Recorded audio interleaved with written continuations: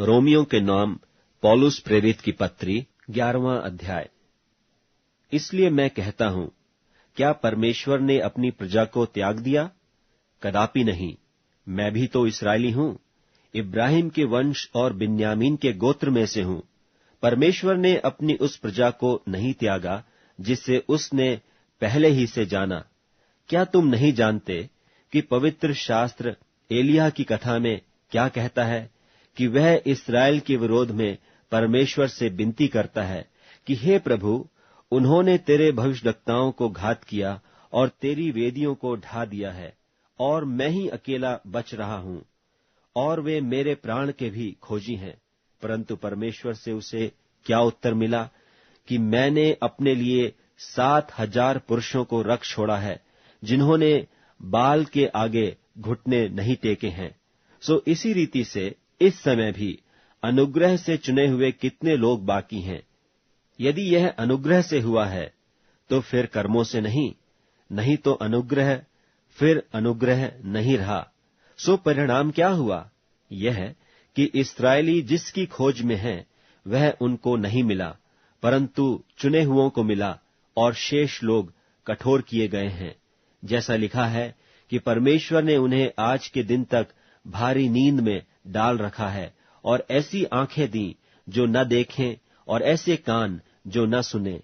और दाऊद कहता है, उनका भोजन उनके लिए जाल और फंदा और ठोकर और दंड का कारण हो जाए।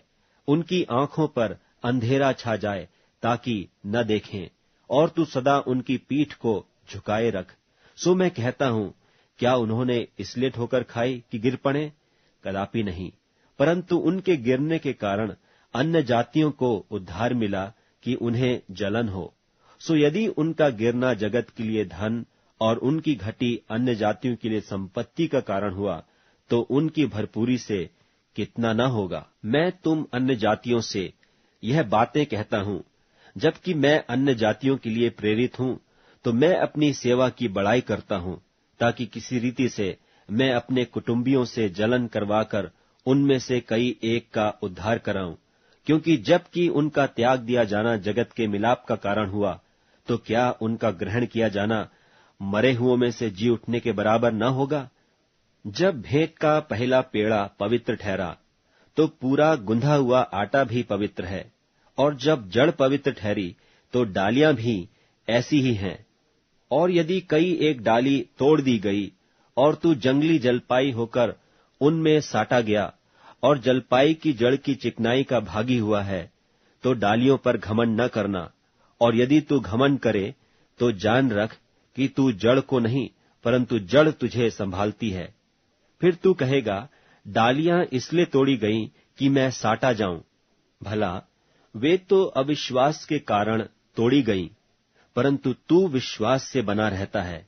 इसलिए अभिमानी न हो, परंतु भय कर, क्योंकि जब परमेश्वर ने स्वाभाविक डालियां न छोड़ी, तो तुझे भी न छोड़ेगा।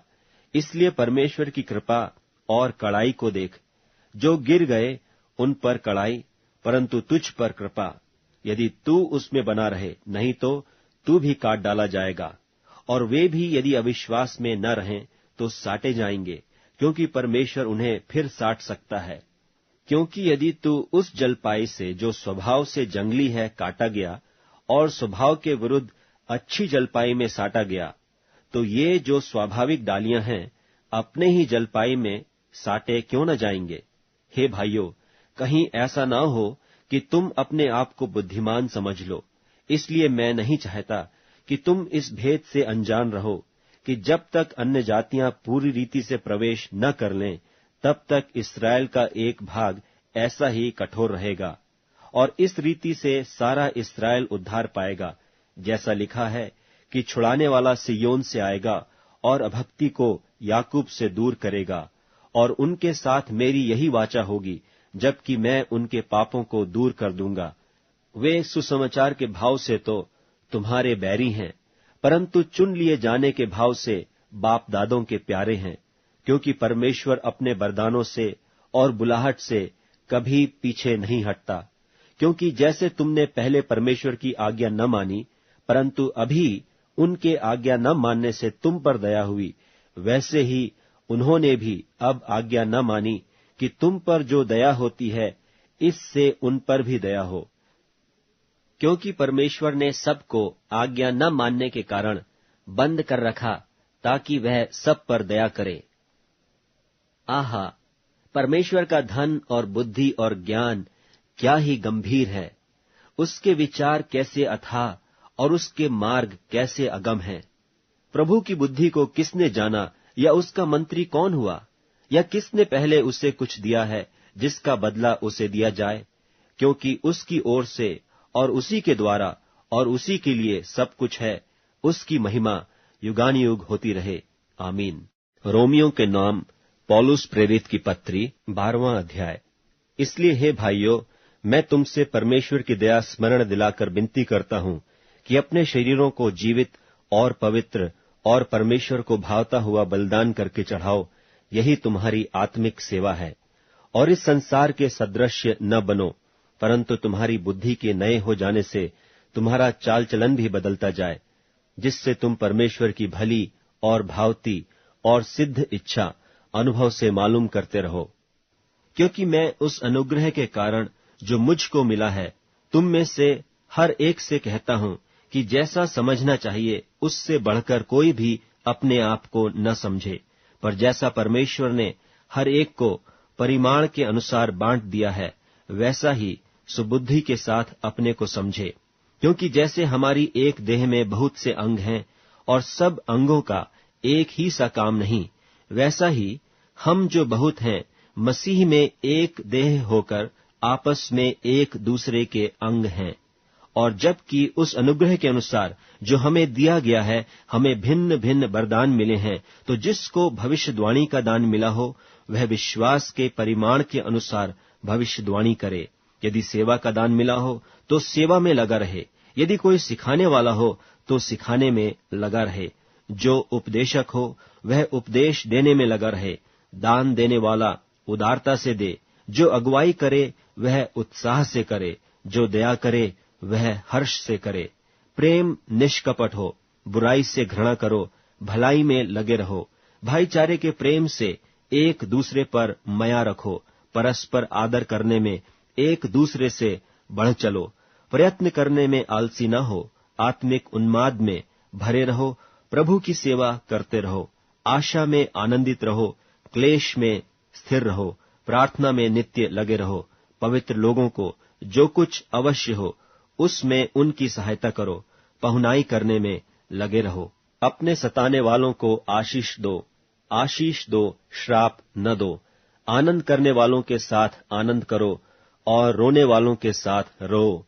आपस में एक सा मन रखो, अभिमानी न हो, परंतु दीनों के साथ संगति रखो। अपनी दृष्टि में बुद्धिमान न हो, बुराई के बदले किसी से बुराई न करो। जो बातें सब लोगों के निकट भली हैं, उनकी चिंता किया करो। जहां तक हो सके तुम अपने भरसक सब मनुष्यों के साथ मेल मिलाप रखो।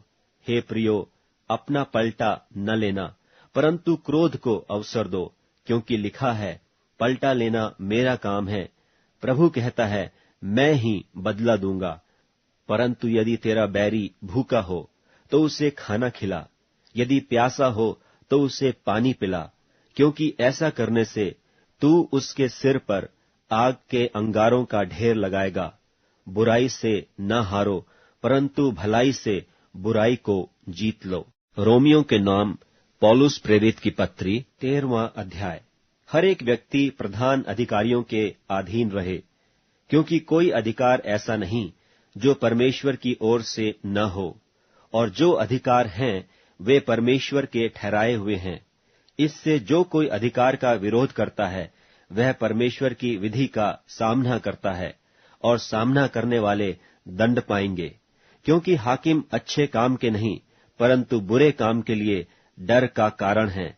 सो यदि तू हाकिम से निडर रहना चाहता है तो अच्छा काम कर, और उसकी ओर से तेरी सराहना होगी, क्योंकि वह तेरी भलाई के लिए परमेश्वर का सेवक है। परंतु यदि तू बुराई करे तो डर, क्योंकि वह तलवार व्यर्थ लिए हुए नहीं, और परमेश्वर का सेवक है कि उसके क्रोध के अनुसार बुरे काम करने वाले को दंड दे।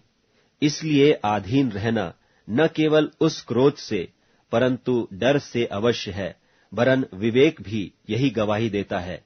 इसलिए कर भी दो, क्योंकि वे परमेश्वर के सेवक हैं और सदा इसी काम में लगे रहते हैं।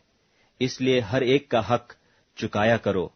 जिससे कर चाहिए उसे कर दो, जिससे महसूल चाहिए उसे महसूल दो, जिससे डरना चाहिए उससे डरो, जिसका आदर करना चाहिए उसका आदर करो। आपस के प्रेम को छोड़ और किसी बात में किसी के कर्जदार न हो, क्योंकि जो दूसरे से प्रेम रखता है उसी ने व्यवस्था पूरी की है। क्योंकि यह है कि व्यभिचार न करना, हत्या न करना, चोरी न करना, लालच न करना, और इनको छोड़ और कोई भी आज्ञा हो, तो सबका सारांश इस बात में पाया जाता है कि अपने पड़ोसी से अपने समान प्रेम रख। प्रेम पड़ोसी की कुछ बुराई नहीं करता, इसलिए प्रेम रखना व्यवस्था को पूरा करना है। और समय को पहचान कर ऐसा ही करो, इसलिए कि अब तुम्हारे लिए नींद से जाग उठने की घड़ी आ पहुंची है। क्योंकि जिस समय हमने विश्वास किया था, उस समय के विचार से अब हमारा उद्धार निकट है। रात बहुत बीत गई है और दिन निकलने पर है, इसलिए हम अंधकार के कामों को तजकर ज्योति के हथियार बांध लें। जैसा दिन को सोहता है, वैसा ही हम सीधी चाल चलें, न कि लीला क्रीड़ा और पियक्कड़पन, न व्यभिचार और लुचपन में, और न झगड़े और डाह में, वरन प्रभु यीशु मसीह को पहन लो और शरीर के अभिलाषों को पूरा करने का उपाय न करो। रोमियों के नाम पौलुस प्रेरित की पत्री 14वां अध्याय। जो विश्वास में निर्बल है उसे अपनी संगति में ले लो, परंतु उसकी शंकाओं पर विवाद करने के लिए नहीं। क्योंकि एक को विश्वास है कि सब कुछ खाना उचित है, परंतु जो विश्वास में निर्बल है वह साग पात ही खाता है, और खाने वाला न खाने वाले को तुच्छ न जाने, और न खाने वाला खाने वाले पर दोष न लगाए, क्योंकि परमेश्वर ने उसे ग्रहण किया है। तू कौन है जो दूसरे के सेवक पर दोष लगाता है? उसका स्थिर रहना या गिर जाना उसके स्वामी ही से संबंध रखता है, वरन वह स्थिर ही कर दिया जाएगा, क्योंकि प्रभु उसे स्थिर रख सकता है। कोई तो एक दिन को दूसरे से बढ़कर जानता है, और कोई सब दिन एक सा जानता है। हर एक अपने ही मन में निश्चय कर ले। जो किसी दिन को मानता है वह प्रभु के लिए मानता है, जो खाता है वह प्रभु के लिए खाता है, क्योंकि वह परमेश्वर का धन्यवाद करता है। क्योंकि हम में से न तो कोई अपने लिए जीता है और न कोई अपने लिए मरता है। क्योंकि यदि हम जीवित हैं तो प्रभु के लिए जीवित हैं, और यदि मरते हैं तो प्रभु के लिए मरते हैं। सो हम जिएं या मरें, हम प्रभु ही के हैं। क्योंकि मसीह इसीलिए मरा और जी भी उठा कि वह मरे हुओं और जीवितों दोनों का प्रभु हो। तू अपने भाई पर क्यों दोष लगाता है, या तो फिर क्यों अपने भाई को तुच्छ जानता है? हम सब के सब परमेश्वर के न्याय सिंहासन के सामने खड़े होंगे। क्योंकि लिखा है कि प्रभु कहता है, मेरे जीवन की सौगंध कि हर एक घुटना मेरे सामने टिकेगा और हर एक जीभ परमेश्वर को अंगीकार करेगा।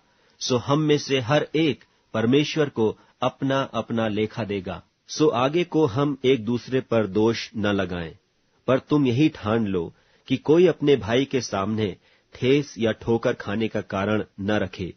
मैं जानता हूं और प्रभु यीशु से मुझे निश्चय हुआ है कि कोई वस्तु अपने आप से अशुद्ध नहीं, परंतु जो उसको अशुद्ध समझता है उसके लिए अशुद्ध है। यदि तेरा भाई तेरे भोजन के कारण उदास होता है, तो फिर तू प्रेम की रीति से नहीं चलता। जिसके लिए मसीह मरा उसको तू अपने भोजन के द्वारा नाश न कर। अब तुम्हारी भलाई की निंदा न होने पाए, क्योंकि परमेश्वर का राज्य खाना पीना नहीं, परंतु धर्म और मिलाप और वह आनंद है जो पवित्र आत्मा से होता है। और जो कोई इस रीति से मसीह की सेवा करता है वह परमेश्वर को भाता है और मनुष्यों में ग्रहण योग्य ठहरता है। इसलिए हम उन बातों का प्रयत्न करें जिनसे मेल मिलाप और एक दूसरे का सुधार हो।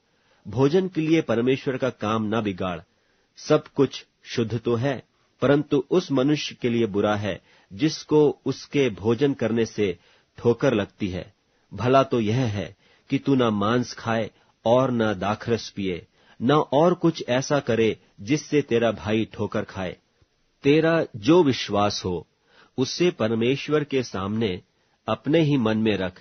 धन्य है वह जो उस बात में जिसे वह ठीक समझता है अपने आप को दोषी नहीं ठहराता, परंतु जो संदेह करके खाता है वह दंड के योग्य ठहर चुका, क्योंकि वह निश्चय धारणा से नहीं खाता, और जो कुछ विश्वास से नहीं वह पाप है।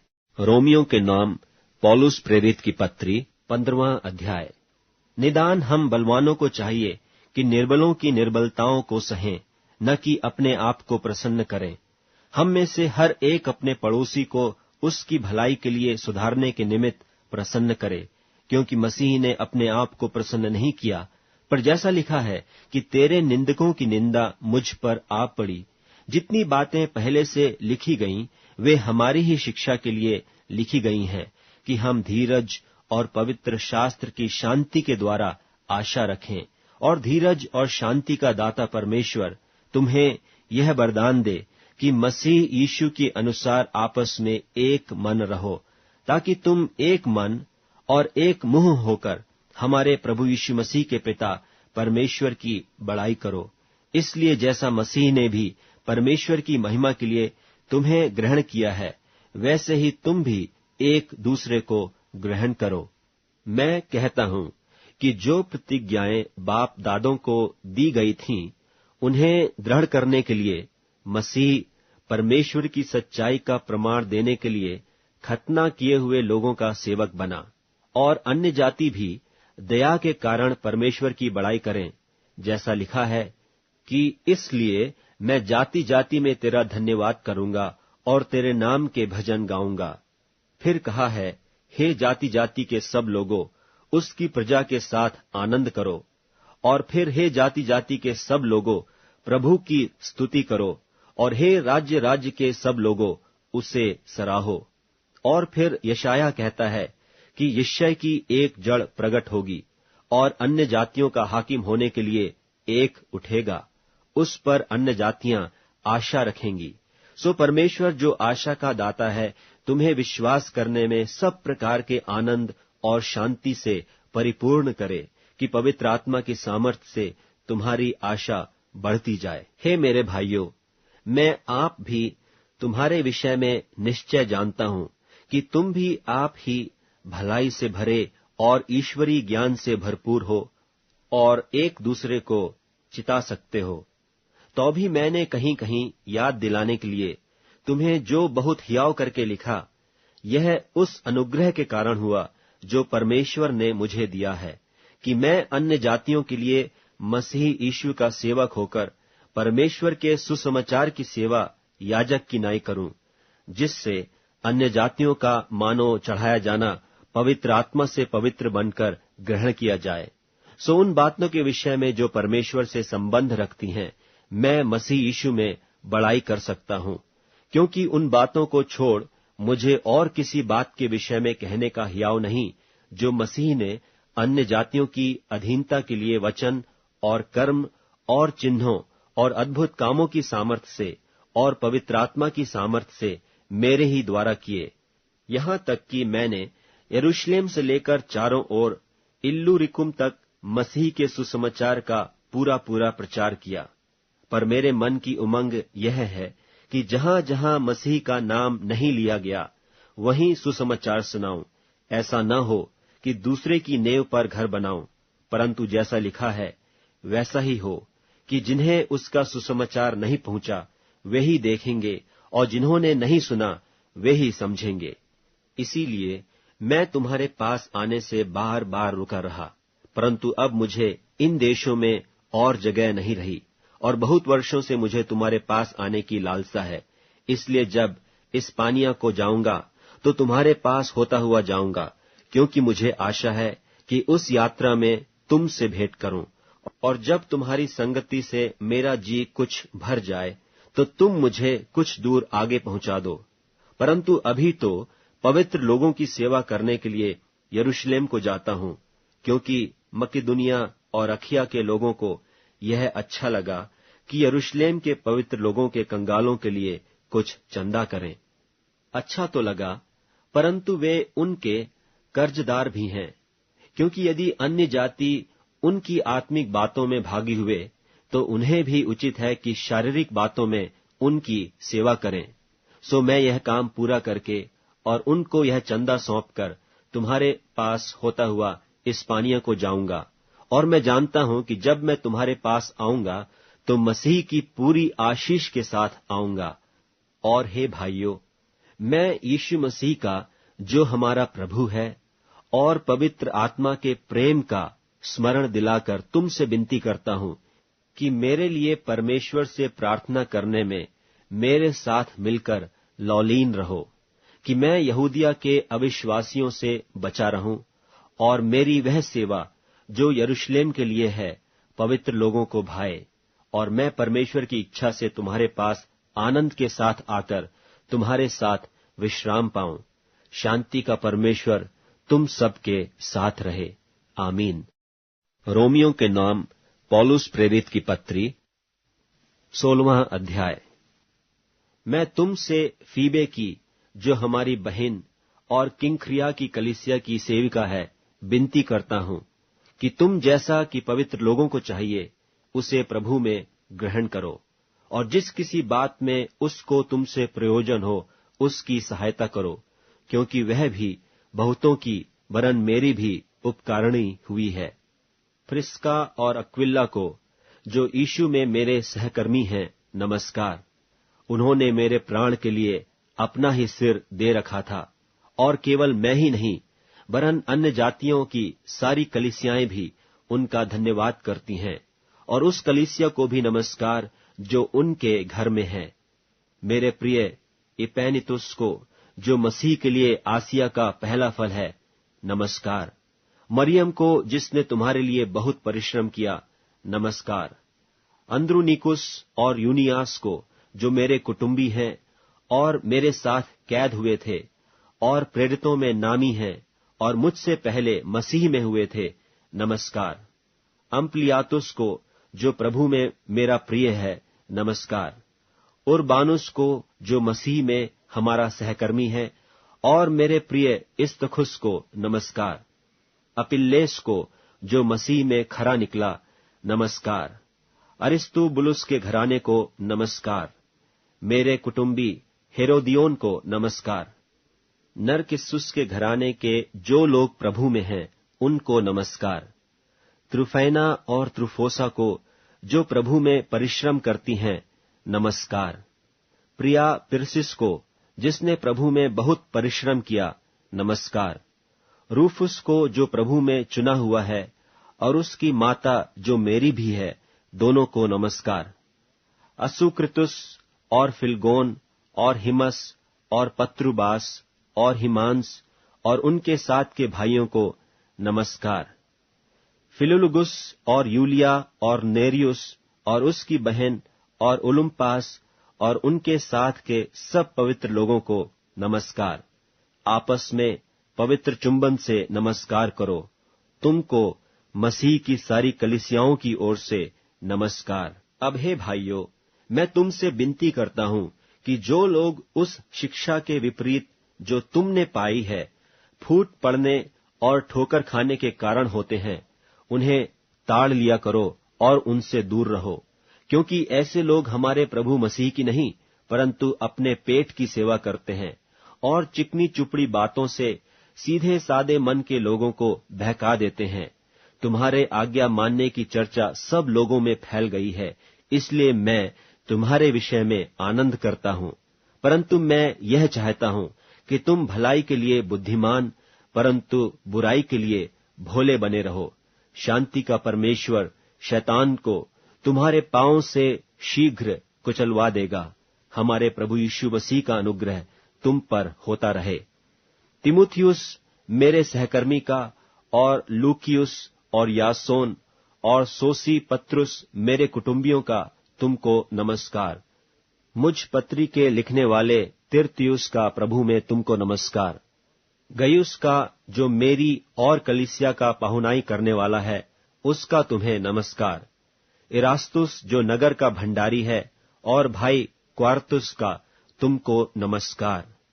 अब जो तुमको मेरे सुसमाचार अर्थात यीशु मसीह के विषय के प्रचार के अनुसार स्थिर कर सकता है, उस भेद के प्रकाश के अनुसार जो सनातन से छिपा रहा, परंतु अब प्रकट होकर सनातन परमेश्वर की आज्ञा से भविष्यद्वक्ताओं की पुस्तकों के द्वारा सब जातियों को बताया गया है कि वे विश्वास से आज्ञा मानने वाले हो जाएं, उसी अद्वैत बुद्धिमान परमेश्वर की यीशु मसीह के द्वारा युगानुयुग महिमा होती रहे। आमीन। कुरिन्थियों के नाम पौलुस प्रेरित की पहली पत्री, पहला अध्याय। पौलुस की ओर से जो परमेश्वर की इच्छा से यीशु मसीह का प्रेरित होने के लिए बुलाया गया, और भाई सोस्थिनेस की ओर से परमेश्वर की उस कलीसिया के नाम जो कुरिन्थुस में है, अर्थात उनके नाम जो मसीह यीशु में पवित्र किए गए और पवित्र होने के लिए बुलाए गए हैं, और उन सब के नाम भी जो हर जगह हमारे और अपने प्रभु यीशु मसीह के नाम की प्रार्थना करते हैं, हमारे पिता परमेश्वर और प्रभु यीशु मसीह की ओर से तुम्हें अनुग्रह और शांति मिलती रहे। मैं तुम्हारे विषय में अपने परमेश्वर का धन्यवाद सदा करता हूं, इसलिए कि परमेश्वर का यह अनुग्रह तुम पर मसीह यीशु में हुआ, कि उसमें होकर तुम हर बात में अर्थात सारे वचन और सारे ज्ञान में धनी किए गए, कि मसीह की गवाही तुम में पक्की निकली, यहां तक कि किसी वरदान में तुम्हें घटी नहीं, और तुम हमारे प्रभु यीशु मसीह के प्रकट होने की बाट जोहते रहते हो। वह तुम्हें अंत तक दृढ़ भी करेगा कि तुम हमारे प्रभु यीशु मसीह के दिन में निर्दोष ठहरो। परमेश्वर सच्चा है, जिसने तुमको अपने पुत्र हमारे प्रभु यीशु मसीह की संगति में बुलाया है। हे भाइयों, मैं तुमसे यीशु मसीह जो हमारा प्रभु है, उसके नाम के द्वारा विनती करता हूं कि तुम सब एक ही बात कहो और तुम में फूट न हो, परंतु एक ही मन और एक ही मत होकर मिले रहो। क्योंकि हे भाइयों, खलोए के घराने के लोगों ने मुझे तुम्हारे विषय में बताया है कि तुम में झगड़े हो रहे हैं। मेरा कहना यह है कि तुम में से कोई तो अपने आप को पौलुस का, कोई अपुल्लोस का, कोई कैफा का, कोई मसीह का कहता है। क्या मसीह बट गया? क्या पौलुस तुम्हारे लिए क्रूस पर चढ़ाया गया, या तुम्हें पौलुस के नाम पर बपतिस्मा मिला? मैं परमेश्वर का धन्यवाद करता हूं कि क्रिस्पुस और गयुस को छोड़ मैंने तुम में से किसी को भी बपतिस्मा नहीं दिया। कहीं ऐसा न हो कि कोई कहे कि तुम्हें मेरे नाम पर बपतिस्मा मिला। और मैंने स्तिफनास के घराने को भी बपतिस्मा दिया। इनको छोड़ मैं नहीं जानता कि मैंने और किसी को बपतिस्मा दिया, क्योंकि मसीह ने मुझे बपतिस्मा देने को नहीं, वरन सुसमाचार सुनाने को भेजा है। और यह भी शब्दों के ज्ञान के अनुसार नहीं, ऐसा न हो कि मसीह का क्रूस व्यर्थ ठहरे। क्योंकि क्रूस की कथा नाश होने वालों के निकट मूर्खता है, परंतु हम उद्धार पाने वालों के निकट परमेश्वर की सामर्थ है। क्योंकि लिखा है कि मैं ज्ञानवानों के ज्ञान को नाश करूंगा और समझदारों की समझ को तुच्छ कर दूंगा। कहाँ रहा ज्ञानवान? कहाँ रहा शास्त्री? कहाँ इस संसार का विवादी? क्या परमेश्वर ने संसार के ज्ञान को मूर्खता नहीं ठहराया? क्योंकि जब परमेश्वर के ज्ञान के अनुसार संसार ने ज्ञान से परमेश्वर को न जाना, तो परमेश्वर को यह अच्छा लगा कि इस प्रचार की मूर्खता के द्वारा विश्वास करने वालों को उद्धार दे। यहूदी तो चिन्ह चाहते हैं और यूनानी ज्ञान की खोज में हैं, परंतु हम तो उस क्रूस पर चढ़ाए हुए मसीह का प्रचार करते हैं, जो यहूदियों के निकट ठोकर का कारण और अन्य जातियों के निकट मूर्खता है। परंतु जो बुलाए हुए हैं, क्या यहूदी क्या यूनानी, उनके निकट मसीह परमेश्वर की सामर्थ और परमेश्वर का ज्ञान है। क्योंकि परमेश्वर की मूर्खता मनुष्यों के ज्ञान से ज्ञानवान है, और परमेश्वर की निर्बलता मनुष्यों के बल से बहुत बलवान है। हे भाइयों, अपने बुलाए जाने को तो सोचो कि न शरीर के अनुसार बहुत ज्ञानवान और न बहुत सामर्थी और न बहुत कुलीन बुलाए गए, परंतु परमेश्वर ने जगत के मूर्खों को चुन लिया है कि ज्ञानवानों को लज्जित करे, और परमेश्वर ने जगत के निर्बलों को चुन लिया है कि बलवानों को लज्जित करे, और परमेश्वर ने जगत के नीचों और तुच्छों को, वरन जो हैं भी नहीं उनको भी चुन लिया कि उन्हें जो हैं व्यर्थ ठहराए, ताकि कोई प्राणी परमेश्वर के सामने घमंड न करने पाए, परंतु उसी की ओर से तुम मसीह यीशु में हो, जो परमेश्वर की ओर से हमारे लिए ज्ञान ठहरा, अर्थात धर्म और पवित्रता और छुटकारा, ताकि जैसा लिखा है वैसा ही हो कि जो घमंड करे वह प्रभु में घमंड करे। कुरिन्थियों के नाम पौलुस प्रेरित की पहली पत्री, 2 अध्याय। और हे भाइयों, जब मैं परमेश्वर का भेद सुनाता हुआ तुम्हारे पास आया, तो वचन या ज्ञान की उत्तमता के साथ नहीं आया, क्योंकि मैंने यह ठान लिया था कि तुम्हारे बीच यीशु मसीह वरन क्रूस पर चढ़ाए हुए मसीह को छोड़ और किसी बात को न जानूं। और मैं निर्बलता और भय के साथ और बहुत थरथराता हुआ तुम्हारे साथ रहा, और मेरे वचन और मेरे प्रचार में ज्ञान की लुभाने वाली बातें नहीं, परंतु आत्मा और सामर्थ का प्रमाण था, इसलिए कि तुम्हारा विश्वास मनुष्यों के ज्ञान पर नहीं, परंतु परमेश्वर की सामर्थ पर निर्भर हो। फिर भी सिद्ध लोगों में हम ज्ञान सुनाते हैं, परंतु इस संसार का और इस संसार के नाश होने वाले हाकिमों का ज्ञान नहीं, परंतु हम परमेश्वर का वह गुप्त ज्ञान भेद की रीति पर बताते हैं, जिसे परमेश्वर ने सनातन से हमारी महिमा के लिए ठहराया, जिससे इस संसार के हाकिमों में से किसी ने नहीं जाना। क्योंकि यदि जानते तो तेजोमय प्रभु को क्रूस पर न चढ़ाते, परंतु जैसा लिखा है कि जो आंख ने नहीं देखी और कान ने नहीं सुना और जो बातें मनुष्य के चित्त में नहीं चढ़ीं, वे ही हैं जो परमेश्वर ने अपने प्रेम रखने वालों के लिए तैयार की हैं। परंतु परमेश्वर ने उनको अपने आत्मा के द्वारा हम पर प्रकट किया, क्योंकि आत्मा सब बातें वरन परमेश्वर की गूढ़ बातें भी जांचता है। मनुष्यों में से कौन किसी मनुष्य की बातें जानता है? केवल मनुष्य की आत्मा जो उसमें है। वैसी ही परमेश्वर की बातें भी कोई नहीं जानता, केवल परमेश्वर का आत्मा। परंतु हमने संसार की आत्मा नहीं, परंतु वह आत्मा पाया है जो परमेश्वर की ओर से है, कि हम उन बातों को जानें जो परमेश्वर ने हमें दी हैं, जिनको हम मनुष्यों के ज्ञान की सिखाई हुई बातों में नहीं, परंतु आत्मा की सिखाई हुई बातों में आत्मिक बातें आत्मिक बातों से मिला मिलाकर सुनाते हैं। परंतु शारीरिक मनुष्य परमेश्वर की आत्मा की बातें ग्रहण नहीं करता, क्योंकि वे उसकी दृष्टि में मूर्खता की बातें हैं, और न वह उन्हें जान सकता है, क्योंकि उनकी जांच आत्मिक रीति से होती है। आत्मिक जन सब कुछ जांचता है, परंतु वह आप किसी से जांचा नहीं जाता, क्योंकि प्रभु का मन किसने जाना है कि उसे सिखलाए, परंतु हम में मसीह का मन है। कुरिन्थियों के नाम पौलुस प्रेरित की पहली पत्री, 3 अध्याय। हे भाइयों, मैं तुमसे इस रीति से बातें न कर सका जैसे आत्मिक लोगों से, परंतु जैसे शारीरिक लोगों से और उनसे जो मसीह में बालक हैं। मैंने तुम्हें दूध पिलाया, अन्न न खिलाया, क्योंकि तुम उसको न खा सकते थे, वरन अब तक भी नहीं खा सकते हो, क्योंकि अब तक शारीरिक हो, इसलिए कि जब तुम में डाह और झगड़ा है तो क्या तुम शारीरिक नहीं और मनुष्य की रीति पर नहीं चलते? इसलिए कि जब एक कहता है मैं पौलुस का हूं और दूसरा कि मैं अपुल्लोस का हूं, तो क्या तुम मनुष्य नहीं? अपुल्लोस क्या है और पौलुस क्या? केवल सेवक, जिनके द्वारा तुमने विश्वास किया, जैसा हर एक को प्रभु ने दिया। मैंने लगाया, अपुल्लोस ने सींचा, परंतु परमेश्वर ने बढ़ाया। इसलिए न तो लगाने वाला कुछ है और न सींचने वाला, परंतु परमेश्वर जो बढ़ाने वाला है।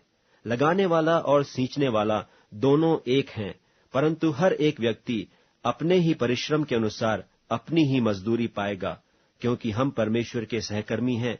तुम परमेश्वर की खेती और परमेश्वर की रचना हो। परमेश्वर के उस अनुग्रह के अनुसार जो मुझे दिया गया, मैंने बुद्धिमान राजमिस्त्री की नाई नेव डाली और दूसरा उस पर रद्दा रखता है, परंतु हर एक मनुष्य चौकस रहे कि वह उस पर कैसा रद्दा रखता है, क्योंकि उस नेव को छोड़ जो पड़ी है और वह यीशु मसीह है, कोई दूसरी नेव नहीं डाल सकता। और यदि कोई इस नेव पर सोना या चांदी या बहुमोल पत्थर या काठ या घास या फूस का रद्दा रखे, तो हर एक का काम प्रकट हो जाएगा, क्योंकि वह दिन उसे बताएगा, इसलिए कि आग के साथ प्रकट होगा, और वह आग हर एक का काम परखेगी कि कैसा है। जिसका काम उस पर बना हुआ स्थिर रहेगा वह मजदूरी पाएगा, और यदि किसी का काम जल जाएगा तो वह हानि उठाएगा, पर वह आप बच जाएगा, परंतु जलते जलते। क्या तुम नहीं जानते कि तुम परमेश्वर का मंदिर हो और परमेश्वर का आत्मा तुम में वास करता है? यदि कोई परमेश्वर के मंदिर को नाश करेगा तो परमेश्वर उसे नाश करेगा, क्योंकि परमेश्वर का मंदिर पवित्र है और वह तुम हो। कोई अपने आप को धोखा न दे। यदि तुम में से कोई इस संसार में अपने आप को ज्ञानी समझे तो मूर्ख बने कि ज्ञानी हो जाए, क्योंकि इस संसार का ज्ञान परमेश्वर के निकट मूर्खता है। जैसा लिखा है कि वह ज्ञानियों को उनकी चतुराई में फंसा देता है। और फिर प्रभु ज्ञानियों की चिंताओं को जानता है कि व्यर्थ हैं। इसलिए मनुष्यों पर कोई घमंड न करे, क्योंकि सब कुछ तुम्हारा है। क्या पौलुस, क्या अपुल्लोस, क्या कैफा, क्या जगत, क्या जीवन, क्या मरण, क्या वर्तमान, क्या भविष्य, सब कुछ तुम्हारा है, और तुम मसीह के हो और मसीह परमेश्वर का है।